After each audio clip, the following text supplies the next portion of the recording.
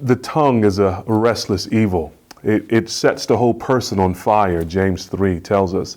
And so the ninth commandment comes to us and really is aimed in part at bridling the tongue. It's aimed at bridling the tongue with truth and teaching us to put off falsehood, to put off lying.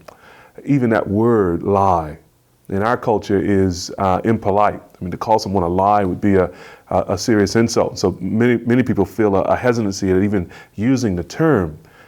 Interestingly, I think that communicates the fallen man's heart to actually shy away from this commandment and to need this commandment. I mean, what does it mean to sort of think of thou shalt not lie or the term lie as impolite? It probably indicates that in some ways we're already shading the truth, aren't we? We're already pulling back from a fulsome expression of what's good, what's right, what's true. And the commandment comes to us and it convicts us of that. It points out the fallenness when it comes to our use of the tongue and the destruction that the tongue represents. And likewise, the 10th commandment, thou shalt not covet. Well, interestingly, that coveting, if you can imagine the heart having hands, it's like the heart grasping for things, desiring things, laying hold to things that doesn't properly belong to it.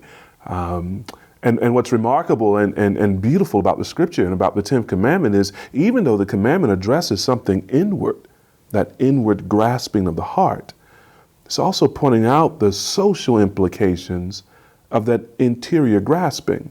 So it's thou shalt not covet anything that is thy neighbor's, not their neighbor's spouse, not their neighbor's cattle, anything that belongs to thy neighbor. And so the commandment sets for us a kind of boundary that helps with the way covetousness breaks the line or crosses the line.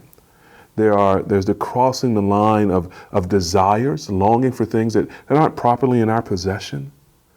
There is the grasping for things that crosses the line of another person's possession. They're your neighbor's cattle, your neighbor's spouse. So this coveting actually socially does injury to the neighbor. And yet there's another line that's crossed, another transgression, and that is in the coveting, what we're actually saying is God has not apportioned his creation properly. He hasn't given us everything we desire. And so the heart, in its fallen, sinful way, grasps for things that doesn't belong to it and seeks for things that actually properly belong on the other side of ownership to the neighbor or to God. And so these commandments, they speak to us and they call us forth to truth-telling, call us forth to not just truth-telling, but the truth spoken in love as well, to speak the truth in a particular manner, speak in loving. And it calls forth a bridling, a restraining of desire, a channeling of desire to things that are good and right, to things that God has legitimately given to us for our enjoyment, and to be content in how God has, as it were, distributed his blessing, how he has ruled his creation, and not to go outside of that contentment in order to now destroy society, destroy culture, destroy neighbor by taking things, even if it's a taking in the heart, where it all starts, that doesn't belong to us.